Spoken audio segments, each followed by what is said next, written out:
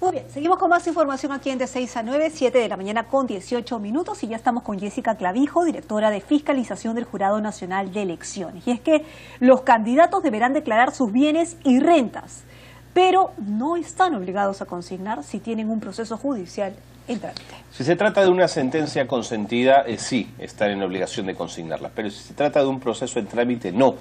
Y ahí pues hay toda una discusión que queremos justamente conversar con Jessica Clavijo, que nos acompaña esta mañana. Bienvenida, Jessica, gracias por estar con nosotros. ¿Cómo estás? Bienvenida. Muchas gracias. En principio, las reformas que se están trabajando en el Congreso de la República rumbo al 2016, ¿están siendo lo suficientemente fuertes y son lo suficiente candados, digamos, para de alguna manera proteger las elecciones para el 2016, según el Jurado Nacional de Elecciones?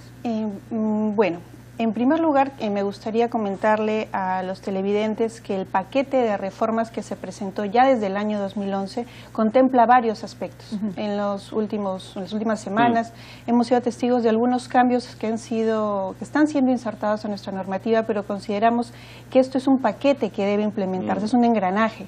No basta con medidas aisladas que no van a generar mayor cambio, pueden generar expectativa más bien, más que un cambio real.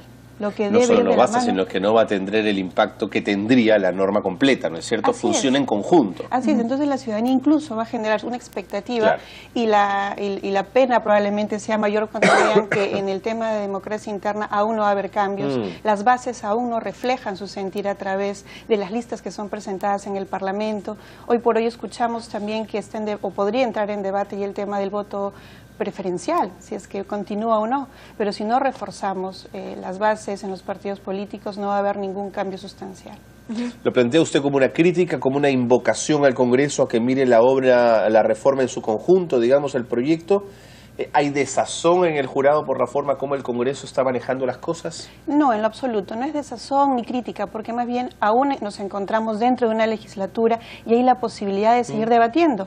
Desde marzo que se vienen dando estos largos debates en el Congreso y consideramos de que van a continuar, porque los proyectos además no solo han sido del Jurado Nacional de Elecciones o en PRNIC, sino también varias bancadas, claro, además varias bancadas y congresistas han presentado iniciativas interesantes. Pero el jurado siente que hay una verdadera voluntad de cambio, o en realidad siente que solamente están haciendo esta discusión o están debatiendo con miras a un simple maquillaje y no una reforma real. Bueno, digamos, el sentir sería un aspecto subjetivo y creo que más bien tendríamos que abocarnos al objetivo de estas reformas que se vienen dando.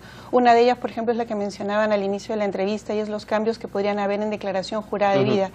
En el marco del proceso electoral nos encontramos cara a cara con candidatos que tenían antecedentes penales, que no eran poca cosa porque encontrábamos terrorismo, peculado, justamente personas que iban a tener contacto directo con recursos públicos, tenían antecedentes por peculado, teníamos antecedentes de terrorismo y la conocida omisión a la asistencia familiar, que es lamentable, una falencia que tenemos en nuestra sociedad. Habían candidatos, digamos, más de la tercera parte tenía antecedentes por omisión a la asistencia familiar, y aquella buena práctica que instaura el Jurado Nacional de Elecciones allá por el 2010 sobre declarar bienes y rentas no tuvo mucha acogida. Era solo un 10 u 11% de candidatos los que transparentaban esta información. Pero tanto el Poder Judicial como la Fiscalía sostienen que si les exigimos a los candidatos que en una declaración jurada pongan que tienen en este momento procesos judiciales en trámite, estaríamos destruyendo o atacando o poniendo en riesgo la presunción de inocencia. ¿Es un argumento válido para ustedes? Nosotros consideramos que la presunción de inocencia se debe ventilar en la vía judicial. Es decir, el que esta información sea conocida por la ciudadanía no tendría por qué afectar la imparcialidad de un fiscal o de un juez. Ellos van a actuar conforme a las pruebas que habrán en el expediente, que sean actuadas en este proceso. A mí me gustaría, por ejemplo, citar un ejemplo. Cuando la prensa investiga un caso y la hace de conocimiento público, ¿eso afecta a la presunción de inocencia? No, y la ciudadanía va conociendo incluso cómo en algunos casos muy sonados se va desarrollando la investigación. La presunción de inocencia en el trámite judicial, pero la presunción de inocencia en la opinión pública es de otro tipo, ¿no es cierto? Digamos que justamente a nivel de una elección, el ciudadano en este corto tiempo debe conocer quiénes son esos candidatos, porque van a estar sometidos al escrutinio público y a quienes van a elegir no es finalmente al gerente de una empresa, a la persona de confianza que va a manejar mis recursos, sino aquella persona que por 4 o 5 años, dependiendo del cargo, va a administrar recursos públicos, va a tener en sus manos probablemente cambios sustanciales en la normativa nacional o a nivel de gobiernos regionales o locales, cambios sustanciales en la vida de muchos pobladores de distritos alejados que tienen la expectativa de que haya reales cambios con unas elecciones. Claro, pero puede tener contracampaña también, ¿no? Es posible, pero creo que el escrutinio público tendría que ser saludable, porque aquellas personas que buscan ostentar un cargo público deberían tener total transparencia antes, durante y después, porque incluso después también va a haber una fiscalización por parte de Contraloría. ¿Tiene sentido, por ejemplo, que se hagan estas reformas, que se sancione, por ejemplo, que los candidatos deben aclarar o declarar los bienes y rentas, que haya sanciones, pero que no haya un ente que los pueda sancionar realmente cuando haya este tipo de, digamos, de faltas? Es decir, se puede hacer las reformas, pero si el jurado o la OMPE no puede sancionar, ¿cuál es el chiste de este tema? Mira, qué interesante que me preguntes esto, porque hoy que estamos en el contexto de saber de dónde provienen los recursos de las campañas, de cómo va ingresando recursos probablemente oscuros a las campañas políticas, es importante reconocer que si no hay una etapa de sanción efectiva, la fiscalización es en vano. Porque nosotros podemos, en el caso de OMPE, con supervisión de fondos partidarios, el Jurado Nacional de Elecciones, tratar de encontrar cuáles son las fuentes de los recursos, imponer sanciones, pero cuando llegamos a la etapa de la cobranza, esas multas resultan incobrables.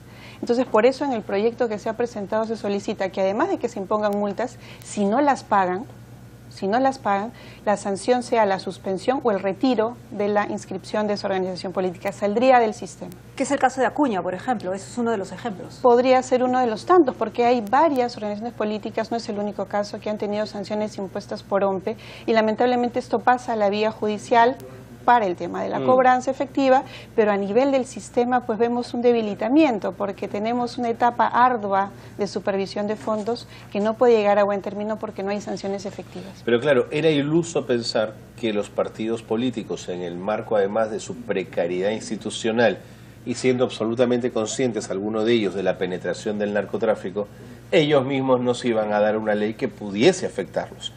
Yo creo que el sistema lo exige y que hay que ir por cambios, pero confiar que el partido o los partidos en el Congreso lo van a hacer, digamos, por lo menos es iluso, ¿no es cierto?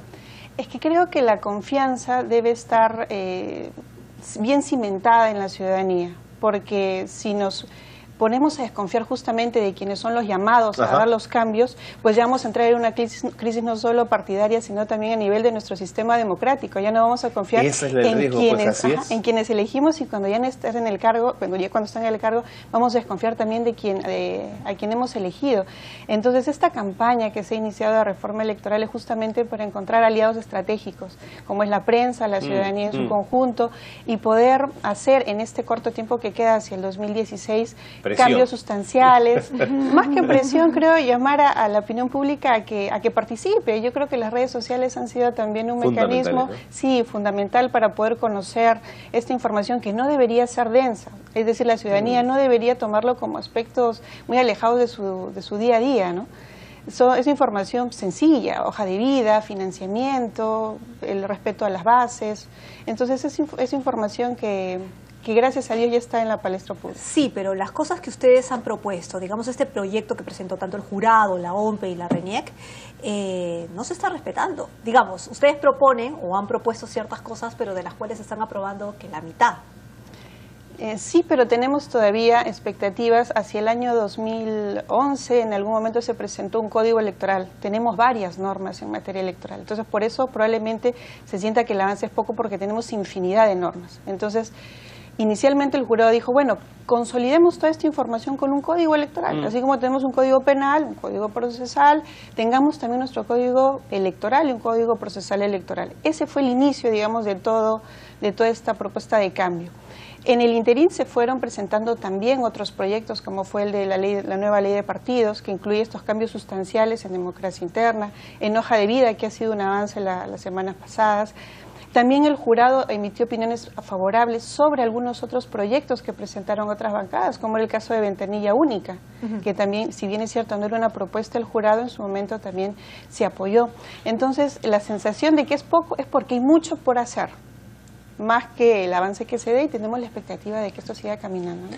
Y en ese sentido, el doctor Tábara ha hecho los esfuerzos posibles con las bancadas en el Congreso, ha tendido puentes con ellos para explicarles el sentido y la necesidad de esta reforma, no asistiendo a una comisión del Congreso, sino me refiero a haciendo realmente trabajo político. ¿El doctor Tábara lo ha hecho?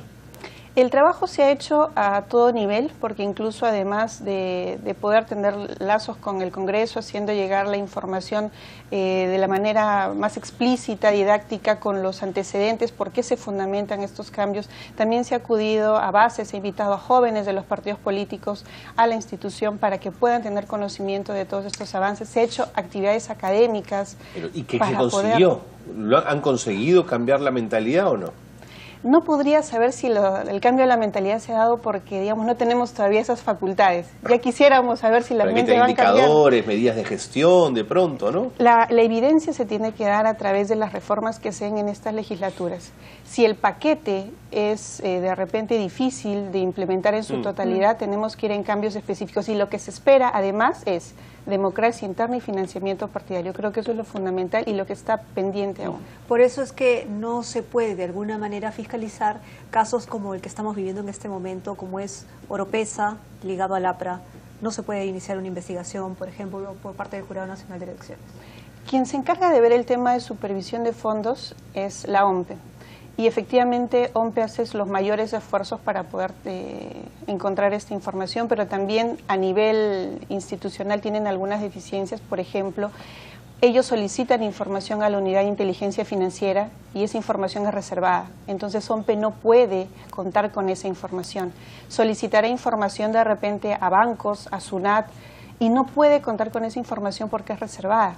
Entonces, lo que hay que hacer, además de implementar medidas drásticas y sanciones, es poder tender puentes y nexos y una normativa ideal para que pueda haber inteligencia. Es decir, no pueden hacer absolutamente nada. Claro, el sistema de inteligencia que pueda tener OMPE tiene que tener redes un poco más amplias y la norma no se lo permite. Es que no le van a dar, pues justamente esa es nuestra incredulidad y nuestro pesimismo, es que no le van a dar esa capacidad, porque hay quienes quieren, por supuesto, que todo quede en un velo de impunidad y de corrupción. Sí, pero digamos que hay una buena noticia ante todo esto. Hace un momento, cuando veíamos el reportaje anterior, Carla ingresó a la página de OMPE. Así es. Entonces, esta información no tiene un velo de oscuridad. Esta información es pública. Lo que sucede es que el ciudadano aún no se sienta en su computadora y empieza a revisar esta información, que dicho sea de paso no es difícil de ubicar. Ingresas a la página de OMPE, encuentras su supervisión y encuentras la información. Lo mismo que sucede con Hoja de Vida, en la que todos nos llamaba la atención cómo había tantos candidatos con estas características, pero no ha sido el primer proceso